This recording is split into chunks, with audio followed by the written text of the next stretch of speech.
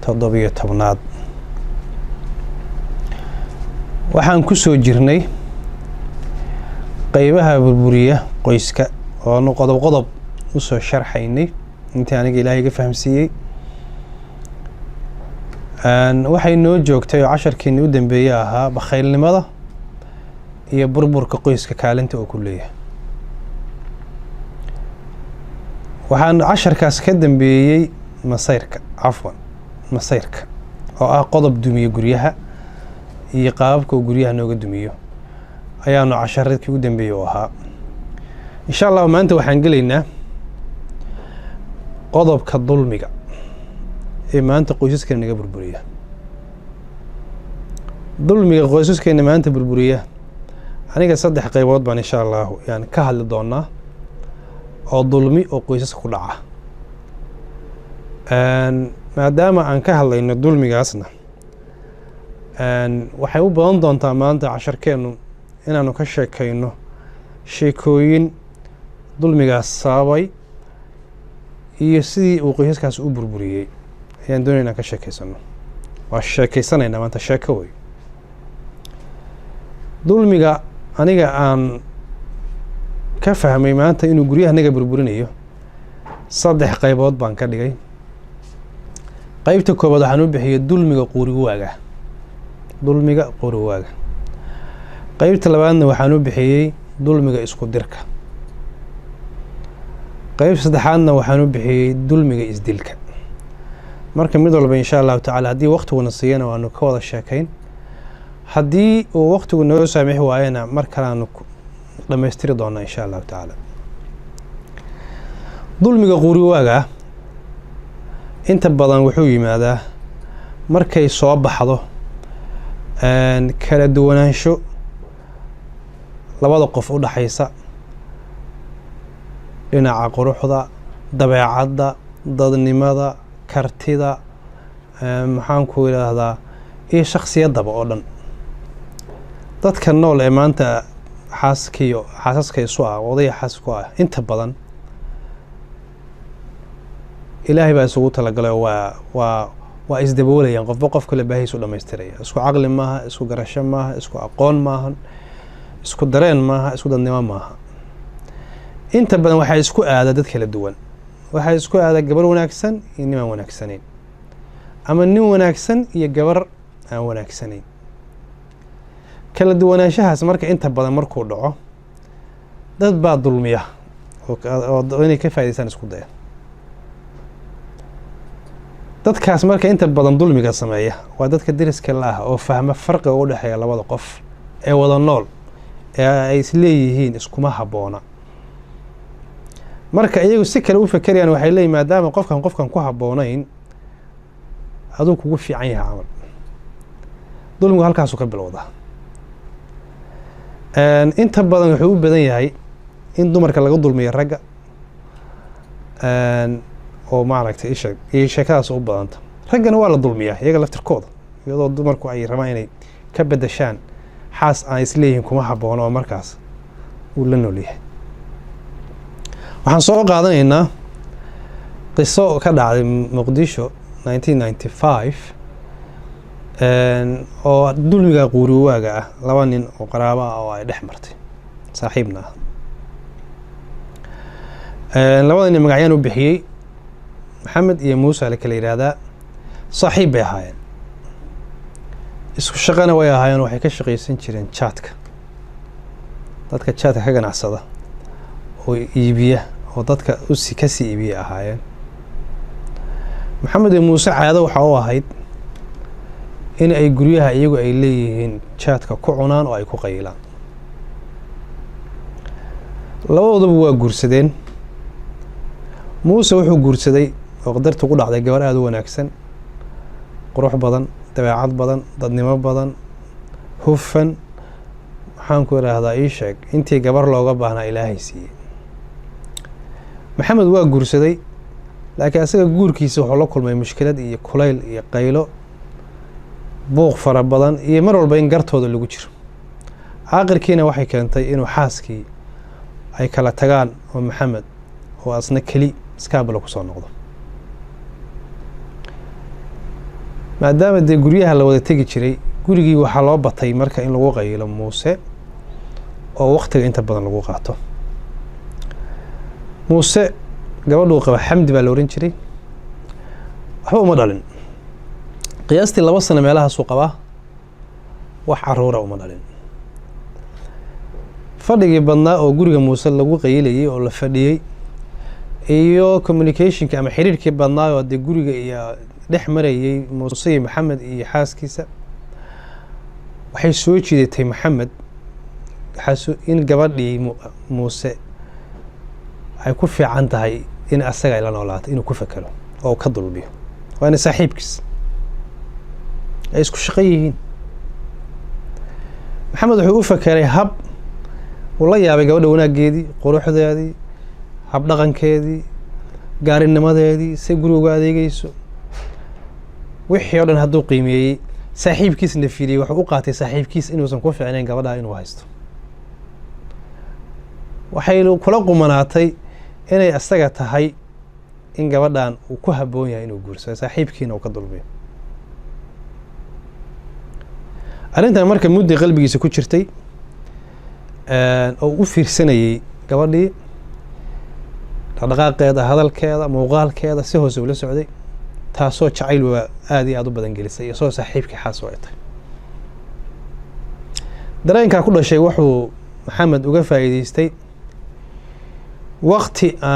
muuse aaday Nairobi oo shaqadii darteed uu aaday si uu maaragtay maxaan ku yiraahdaa shaqadii hawlo waxaan mala Nairobi uu aaday. Jaanisna uu helay asagoo inuu gurigii keligiis fariisto oo ay gabadhii dumaashiisa ahayd oo waqti gaar u helo. arrintii markay muddo socotay oo uu gurigii ayay la qumanaatay inuu markaan fikradiisa soo gudbiyo.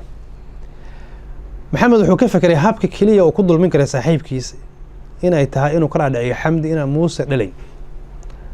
oo nin dhalaayaba ahaynba. arrintaasuu marka ka dhaadhiciyey xamdi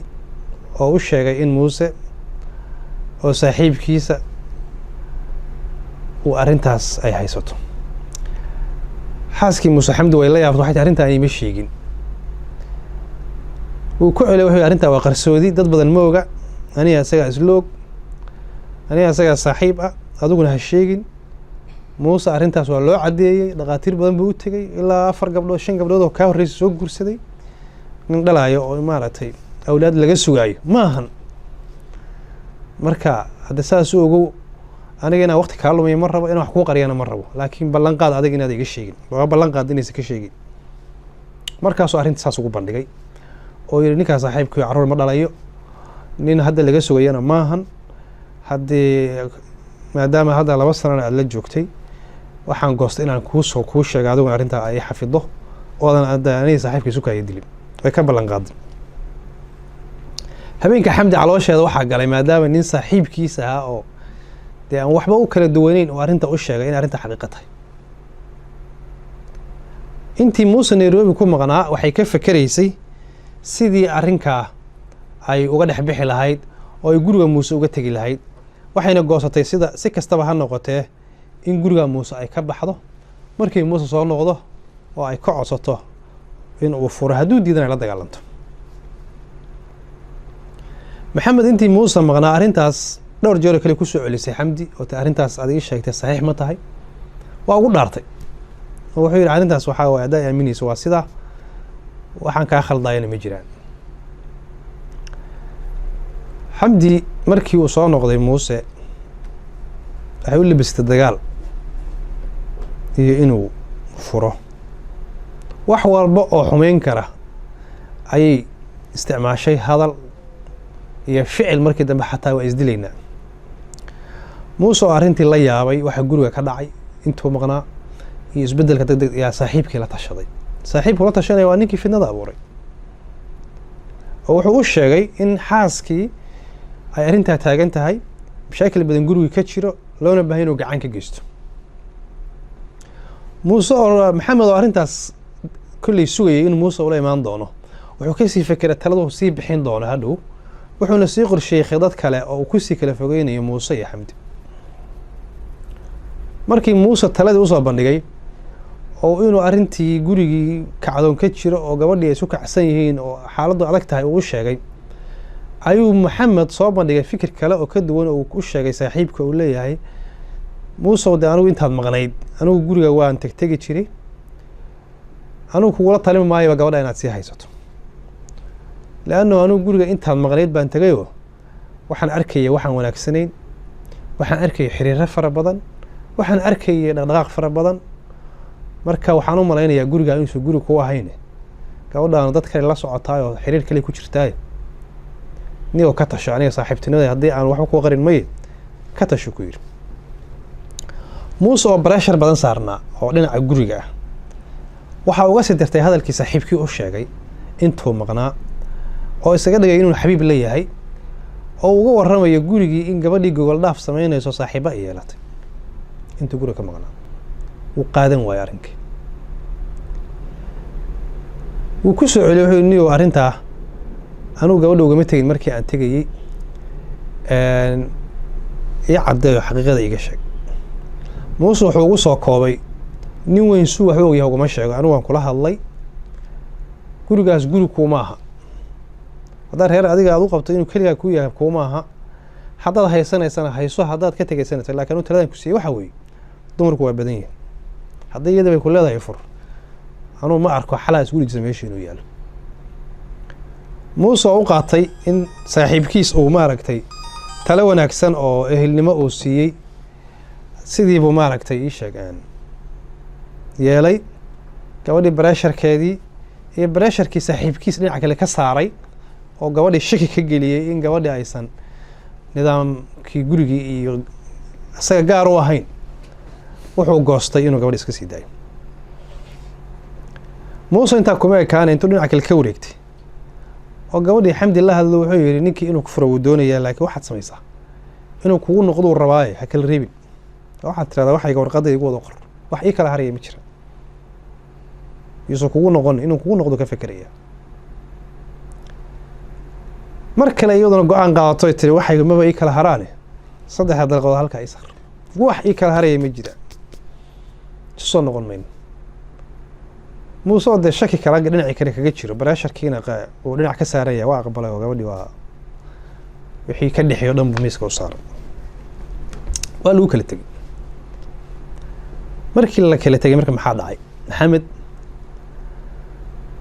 damtii uu markii labadan qof u kala geeyey waxay ahayd inuu de gabadhan asaga u haro saaxiibkii uu maaragtay ku dhuftay oo ku khiyaameeyey iyadii uu iska hor keenay wuxuu bilaabay marka xiriir buu bilaabay inuu gabadhii gurigeeda ugu tago iyadoo bil ka soo wareegin inuu arrintii si saaxiibtinimo camal marka hore guriga ugu tagay kadibna oo u bandhigo inuu doonayay maadaama saaxiibkii ay kala tageen uuna yaqaano shakhsiyadeeda iyo qiimaheeda inuu guur buu usoo bandhigayo jacayl arrinta xamdi waa la yaabtay waxay ku fekertay ninkan maadaama uu ninkii saaxiibkiis yahay aad shala soo kala tagteen wixii aad kula tagteen asagu uu kuu soo dhigay miiska oo ahayd in ninkan saaxiibkiisu dhalan see u guursan kartaa hadday xoogaa wareejiso oo ka warwareegatay markii da runta u sheegto waxay tii walaal anigu kuma guursanaya jacaylna kuma qaadi karo ninkayga hore saaxiibkiisaa tahay ninkayga hore ninkii sirtiisa ayaa tahay waxaa idinka dhexeeya waa weyn yihiin anigu diyaar uma ahay inaad ku guursado jacaylna kulama wadaagi karo oo waxa ilaahay meesha ka wadee dib maxamed waxaa laga saari waayey gurigii xamdi oo ka hari waayey jacayl waalan baa galay gurigu ka dhex bixi waayey taleefonku ka dhex maxaan ku wada taleefon ma jirin xiriirkeedii baa zaid ku noqday waaga taleefon de mobile ma jirin qofka haddaad doonaysa waa inaad guriga u tagtay ahayd marka inuu guriga noqoshadiisii iyo booqashadiisii baa zaa'id noqotay markii muddo 3 bilood ka soo wareegtay maxamed waxaa kashifmay khidaduu sameeyey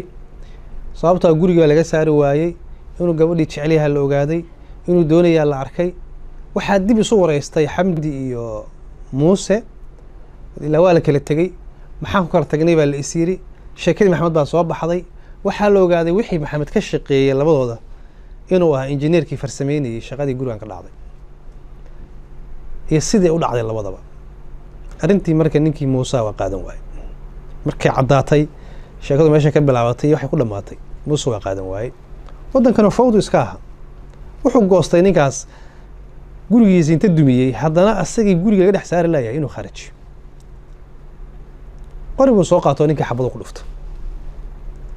ma dhiman waqti dheer buu isbitaal ku jiray isagoo naafaa in uu noolaaba qofkii u dambeeyey ii sheegay oo baralaysa dulmiga marka noocaas oo ka dhex dhaca dadka wanaagsan oo ilaahay isku dooray oo qofkooda wanaagsan yahay dad dulmiyaa jira oo noocaas oo kaleeto u dulmiya wuxuu ka mid yahay waxyaabaha guryo badan dumiyey dadka ilaahay baa isugu talagalay isku qiimo maaha isku miisaan maaha isku shakhsiyad maaha qof buu dheelitiraya oo miisaankiisa haya haddaa adigu marka dhex gasho oo nin wanaagsan gabar uu qaba aad tiraahdo bal ninkaa wanaagsan gabar tiraa ka qaad ama gabar wanaagsan oo nin wanaagsan oo ama gabar wanaagsan oo nin aan wanaagsanayn uu qabaad aragtid ha ku fekerin marna inaad dulmisid oo aad ku fekertid dadka inaad kala geysid shariicada islaamka waa ka xaaraan caqliga maxaan ku yiri bini aadamku waa ku xaaraan dhaqankeena waa ku xaaraan